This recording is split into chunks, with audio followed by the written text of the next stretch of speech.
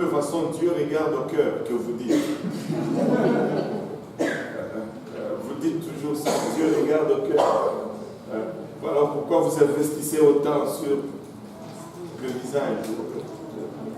Et on ne va pas aller là. On va avoir des problèmes. Mais non.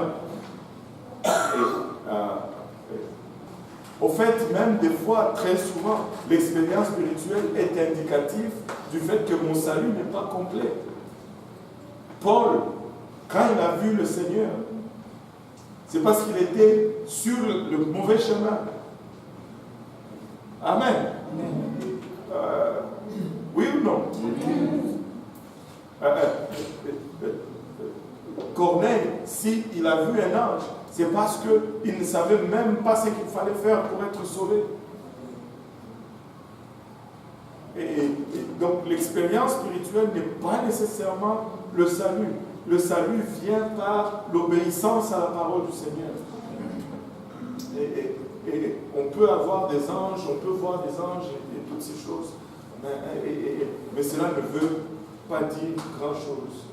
Vous savez, j'ai entendu des choses. À mon dernier voyage à Lubumbashi, on m'a dit qu'il y a un soi-disant prophète qui fait des croisées, des croisades, tout ça. Les gens sont là, et là, pour montrer qu'il est avec Dieu, là, on va dire aux gens, ok, sortez vos téléphones. Et là, les gens sortent les téléphones. Et lui, il prie. Et puis les unités rentrent dans le téléphone. Je suis comme, mais qu'est-ce que Dieu a à voir avec les unités? Dieu ne peut pas t'acheter les unités pour que tu commences à commérer encore. Parce que la plupart de ces unités sont dépensées en commérage. Et là, c'est comme les gens ils se satisfont de ça. Waouh, ils sont sauvés. Bon, voilà, ça sort.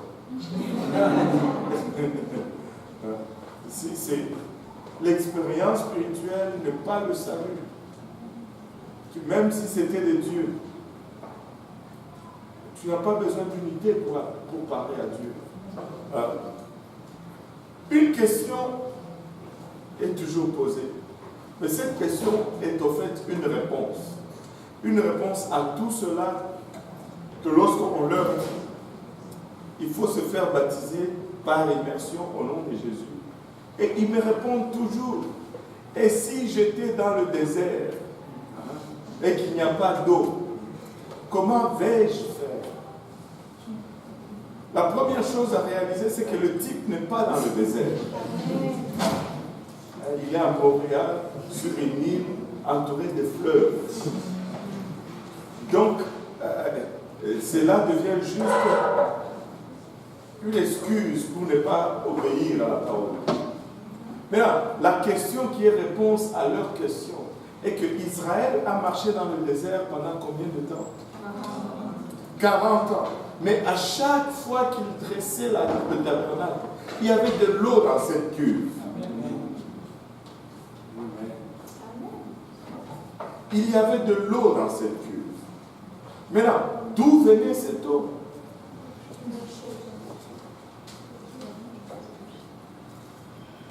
D'où venait l'eau?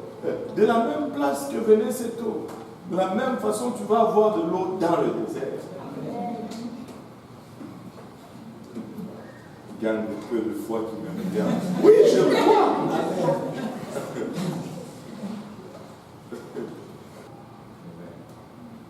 Tout le monde se contrôle. Tout le monde cache ses défauts. Amen. Mais quand tu es seul chez toi, ce que tu fais là, quand personne ne te voit, c'est ça ton vrai toi. C'est ça le vrai toi. Et c'est seulement quand tu es dans ton vrai toi que tout est à découvert, que Dieu peut dire, ça là, ça sent mauvais. Arrête. Ça là, c'est pas bon. Coupe.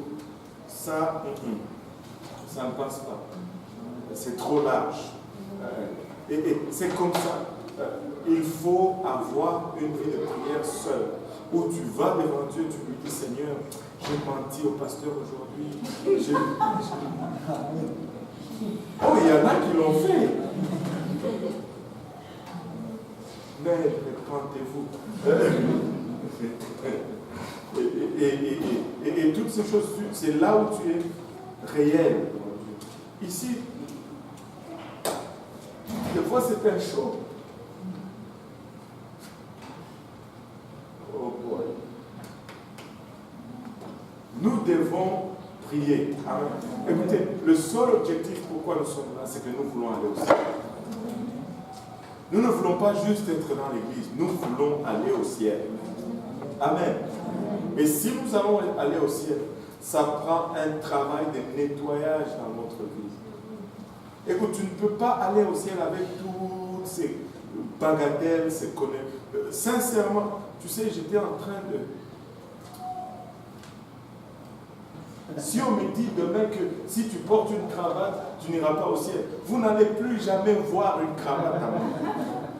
Je ne veux pas blaguer avec ça. Où est-ce que ça va m'amener, ce petit moton ou la cravate? Si on me dit veste là, Dieu n'aime pas ça. Fini. Écoutez, je peux pousser ça loin. Si on lisait qu'on le trouvait, que vraiment pour aller au ciel, je dois mettre des robes. Vous allez le voir. Je veux aller au ciel, je veux vous faire comprendre quelque chose.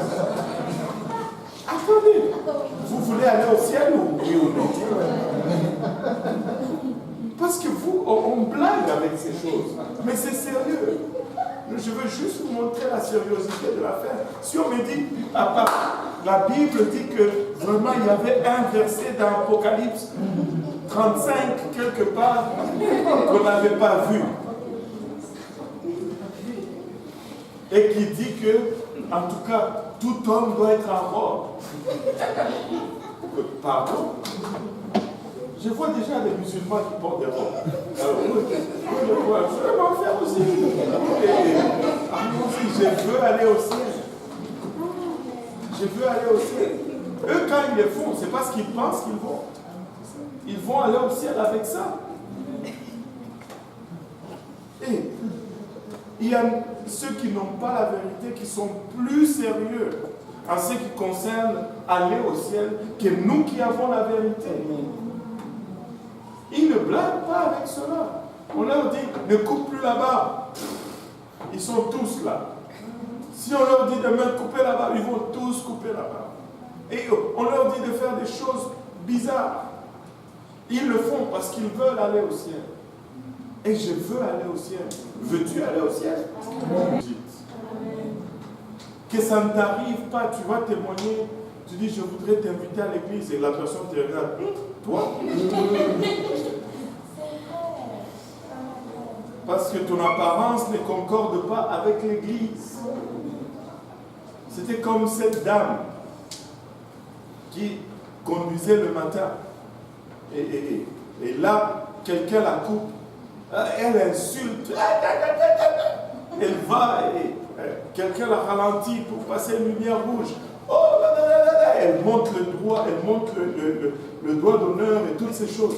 Et là, une voiture de police la suivait. Et le policier regarde tout cela. Le policier l'arrête. Il dit, oh, oh, oh, à côté. Vos papiers, madame, sortez de la voiture. Mais qu'est-ce que je fais? Non, non, non, non, sortez de la voiture. C'est une voiture volée. C'est ma voiture, regardez l'immatriculation. Et là, le policier prend ses papiers, il va, c'est bien elle, la voiture concorde. Il dit, ben, je ne comprends pas une chose, madame. C'est que je vois que c'est bien vous, que ce n'est pas une voiture volée. Et je suis sincèrement désolé. Mais alors, madame était très fâchée. Ah, mais pourquoi vous m'avez arrêté? Il dit, ben, je suis désolé parce que j'avais lu l'autocollant en arrière de la voiture, ça disait enseignant de l'école du dimanche, suivez-moi à l'église. Et puis quand j'ai vu votre comportement, je me suis dit que sûrement c'est une voiture volée.